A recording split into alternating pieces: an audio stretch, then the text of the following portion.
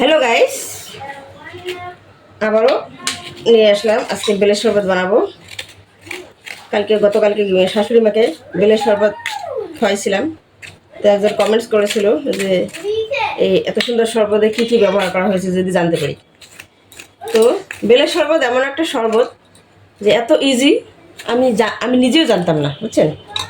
আমি নিজেও জানতাম না যে এত ইজি একটা জিনিস, এত টেস্টি সুস্বাদু। তো আমার শাশুড়ি মা আমাকে, বুঝছেন, বানিয়ে খাওয়াইছিল কত হবে, তাও 2 বছর আগে।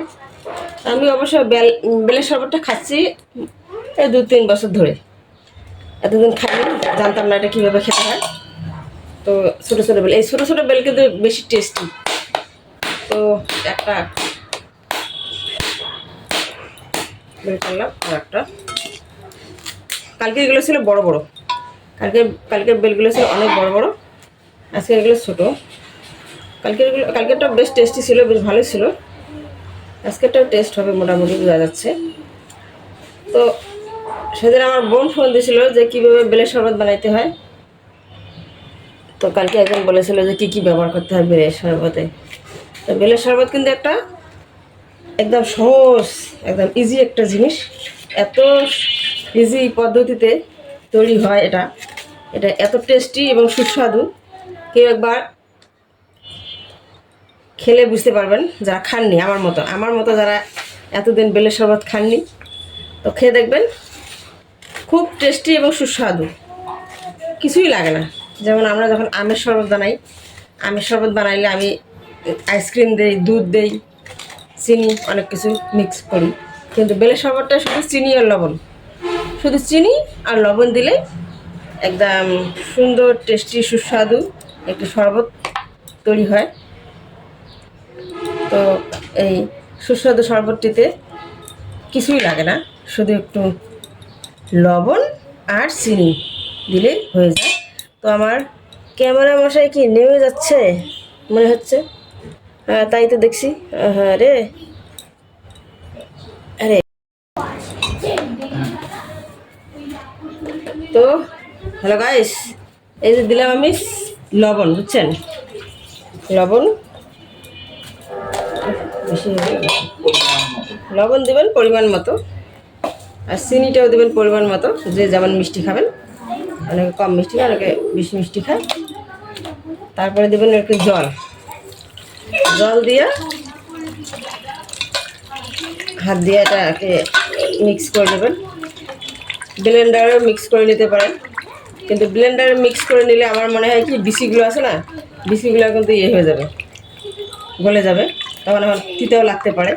তো ওই জন্য হাতের কোনো বিকল্প নেই, বুঝছেন, হাতের কোনো বিকল্প নেই। হাতের মধ্যে মানে হাত দিয়ে যখন জিনিসটা তৈরি করা হবে তখন ভালোবাসাটা মিশে যাবে, এই শরবতে ভালোবাসা মিশে যাবে। ব্লেন্ডারে যখন করবেন অতটা কিন্তু ভালোবাসা মিশে যাবে না, টেস্ট হবে না, বুঝছেন। হাতের ছোঁয়ায় জুসের টেস্ট বেড়ে যাবে। তো হাত দিয়ে এভাবে জিনিসটাকে একদম মেখে নিতে হবে। মেখে নেওয়ার পর এভাবে চিপে চিপে তুলতে হবে, এই যে বিচিটা আর হচ্ছে আঁশগুলো আর বিচিগুলো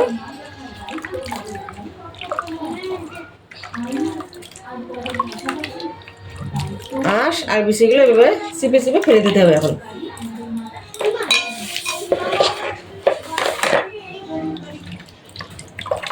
এখন একদম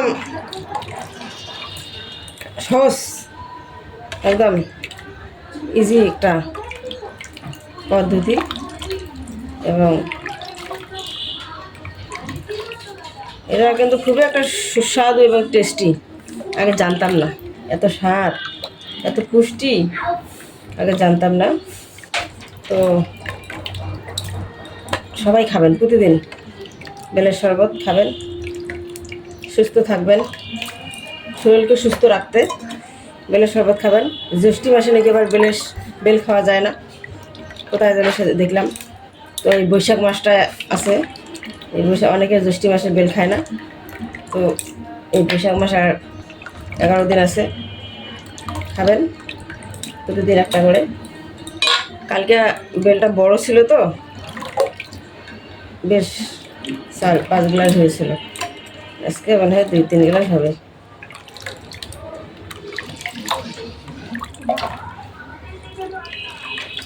তো হয়ে গেছে গেছে কিন্তু অলরেডি আমাদের বেলের শরবত কিন্তু অলরেডি রেডি হয়ে গেছে, একদম রেডি। এখন শুধু